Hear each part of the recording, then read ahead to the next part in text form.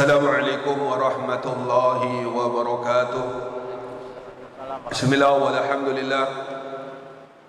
Wa sallallahu ala sayyidina wa maulana Muhammad tibbil qulubi wa dawaiha wa afiyatil abdani wa sifaiha wa nuril absari wa dhiyaiha wa ala alihi wa sahbihi wa barik wa sallim. La hawla wa la quwwata illa billah, amma ba'd. Alhamdulillah, kembali kita bersama-sama dikumpulkan oleh Allah Subhanahu wa taala di tempat yang sangat dimuliakan oleh Allah Subhanahu wa taala. Bersama-sama kita diberikan kemampuan oleh Allah Subhanahu wa taala untuk bisa berzikir kepada Allah Subhanahu wa taala. Kita memohon kepada Allah Subhanahu wa taala di waktu yang sangat mustajabah dengan berkat kemuliaan Nabi Muhammad sallallahu alaihi wasallam dan dengan berkat kemuliaan habaib para wali-wali Allah Subhanahu wa taala, utamanya dengan berkat kemuliaan Al-Imam Al-Qutub Al-Habib Abdul Haddad dan dengan berkat kemuliaan Al-Imam Ghazali. Mudah-mudahan Allah Subhanahu wa taala pertemukan kita dengan Nabi Muhammad sallallahu alaihi wasallam sebelum ruh kita diambil oleh Allah Subhanahu wa taala. Mudah-mudahan Allah Subhanahu wa taala pertemukan kita dengan Nabi Muhammad sallallahu alaihi wasallam sebelum roh kita diambil oleh Allah Subhanahu wa taala. Mudah-mudahan Allah Subhanahu wa taala pertemukan kita dengan Nabi Muhammad sallallahu alaihi wasallam sebelum roh kita diambil oleh Allah Subhanahu wa taala. Amin ya rabbal alamin. Qala al-muallif rahimahullah taala wa nafa'ana bihi wa bi ulumi fid darain. Amin ya rabbal alamin. Bismillahirrahmanirrahim. Wa qila lisyibli rahimahullah taala صف لنا العارف والمحب فقال العارف إن تكلم هلك والمحب إن سكت هلك. وقالت رابعة الأدوية يوما من يدلنا على حبيبنا فقالت خادمة لها حبيبنا معنا ولكن الدنيا قطعتنا عنه. وقال ابن الحلال وقال ابن الجلاء رحمه الله تعالى أوحى الله تعالى إلى عيسى عليه الصلاة والسلام أني إذا اطلعت على سر عبد فلم أجد فيه حب الدنيا الآخرة ملأته من حبي wa tawallaitu bihifdhi ila akhiri ma qala radhiyallahu ta'ala. Kita lanjutkan pembahasan minggu kemarin mengenai mahabbah yang belum selesai kita baca, tentang definisi atau tentang makna dari mahabbah. Minggu kemarin dikatakan oleh Sufyan bahwasanya al-mahabbah yaitu ittiba'u Rasulullah SAW. Kemudian juga ada mengatakan arti mahabbah itharul mahbub, yaitu lebih mementingkan orang yang ia cintai. Wa qala ba'duhum, ini lanjutannya, dan sebagian ulama mengatakan makna mahabbah atau arti mahabbah yaitu karahiyatul baqa' fid dunya, tidak pengen lama-lama berada di dunia. Ini namanya mahabbah. Ya, ini agak luar biasa ini. Kata sebagian ulama, arti mahabbah yaitu tidak ingin berlama-lama ada di dunia, pengen pulang kampung. Ya, kampung kita kan di akhirat. Tempat tinggal kita yang asli yaitu akhirat. Nabi mengatakan la aisha illa aisul akhirah. Tidak ada kehidupan yang sebenar-benarnya atau yang hakiki kecuali kehidupan akhirat. Sedangkan dunia, Allah ciptakan kita ada di dunia agar kita pandai-pandai menggunakan sarana yang telah dianugerahkan oleh Allah Subhanahu wa taala, kita gunakan untuk bekal ketika kita kembali kepada Allah Subhanahu wa taala. Ulama banyak sekali yang mereka diberikan oleh Allah Subhanahu wa taala rasa rindu pengen cepat-cepat pulang kampung. Nabi Muhammad suatu ketika oleh Allah Subhanahu wa taala disuruh milih. Khuyyira baina dunya wal akhirah. Nabi Muhammad diperintahkan oleh Allah Subhanahu wa taala untuk memilih antara dunia dan akhirat. Wahai Muhammad, kamu masih ingin hidup di dunia atau ingin hidup di akhirat? Disuruh milih Nabi Muhammad. Coba kalau kita disuruh milih. Wahai Abu Bakar, kamu pengen di dunia apa di akhirat? Oh, dunia aja dulu. Kira-kira 1000 tahun. Nabi Muhammad ketika diperintahkan oleh Allah untuk memilih hidup di dunia dan akhirat, apa jawab Nabi Muhammad? Ar-Rafiqul A'la, Ar-Rafiqul A'la, Ar-Rafiqul A'la. Nabi Muhammad pengen cepat-cepat rindu untuk bertemu dengan Allah Subhanahu wa taala.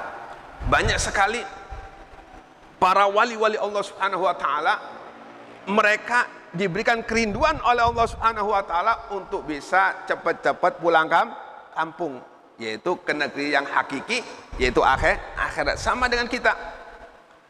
Kita seandainya tempat tinggal kita di Waru, kemudian kita bepergian ke Jakarta atau ke Surabaya atau ke Amerika atau ke Arab Saudi atau ke Malaysia, pasti kita rindu pengen pulang kampung. Kenapa? Karena Waru merupakan tempat kita yang asli. Sedangkan kita bepergian ke Amerika, ke Arab Saudi, ke Malaysia, ke Surabaya, ini merupakan perjalanan, bukan tempat kita asli. Waru inilah tempat kita yang asli. Begitu pula kehidupan di dunia dan di akhirat. Kehidupan yang sebenar-benarnya, kehidupan yang hakiki, kehidupan yang asli, yaitu akhirat. Banyak sekali mereka para wali-wali Allah Subhanahu wa taala rindu pengen cepat-cepat pulang kampung, yakni ingin bertemu dengan Allah Subhanahu wa taala. Mudah-mudahan kita dipanjangkan umur oleh Allah Subhanahu wa taala, ya. Kemudian wa hadza kulluhu isyaratun ila thamaratil mahabbah. Ini semua merupakan isyarah atau buah dari makna atau arti mahabbah. Jadi buahnya mahabbah macam-macam. Buahnya mahabbah diantaranya banyak zikir kepada yang ia cintai, banyak menyebut yang kita cintai. Di antaranya buah mahabbah yaitu itsarul mahbub, lebih mengutamakan orang yang kita cintai. Di antara buahnya mahabbah yaitu pengen cepat-cepat pulang kampung, yakni pengen bertemu dengan Allah Subhanahu wa taala.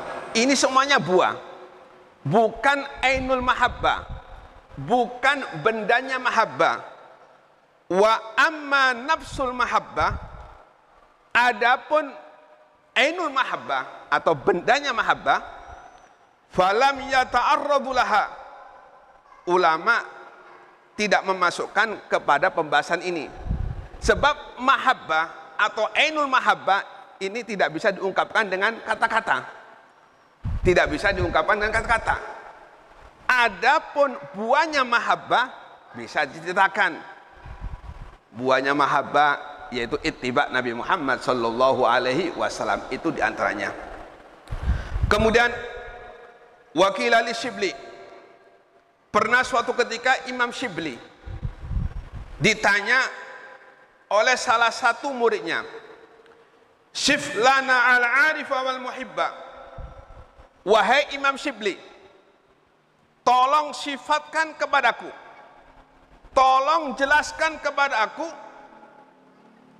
siapakah mereka orang-orang arif billah, arifin, orang yang makrifat kepada Allah, wal muhibba, dan orang-orang yang mempunyai rasa cinta.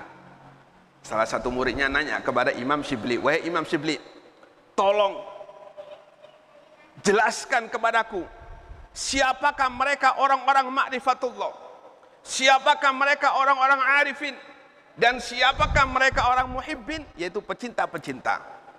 Maka kata Imam Shibli, "Faqala al-arifu intakallama halaka. Seorang arifin, seorang yang mengenal Allah Subhanahu wa taala, apabila ia berbicara ini berbahaya. Apabila ia berbicara berbahaya. Sebab ada ilmu-ilmu yang memang harus disembunyikan. Sayyidina Ali pernah mengatakan, inni laktumu ilman jawahiro. Sungguh kata Imam Ali, aku menyimpan beberapa ilmu. Seandainya aku ungkapkan ilmu tersebut, pasti aku akan dianggap ya'budul wasan, menyembah berhala. Begitu pula orang arifin. Orang arifin, orang yang mengenal Allah Subhanahu wa taala, ma'rifat kepada Allah, intakallama halaka. Kata Imam Shibli, apabila ia berbicara maka akan membahayakan. Al-Halaj dibunuh gara-gara omongannya. Sayyidina Syekh Abdul Qadir, beliau pernah mengatakan, anta wahidun fis sama, wahai Tuhanku, engkau satu di langit, wa ana wahidun fil ard, sedangkan aku satu di dunia. Perkataannya Imam Sultanul Aulia Syekh Abdul Qadir Al-Jilani. Ibnul Arabi, beliau pernah mengatakan, Rabbi fi jaybi, Tuhanku ada di sakuku. Ya, maka orang arifin apabila ia berbicara halaka, akan membahayakan. Berapa banyak al-halaj yang tersebar di dunia karena omongannya mereka menjadi halal darahnya karena tidak sesuai dengan syariat Nabi Muhammad sallallahu alaihi wasallam. Adapun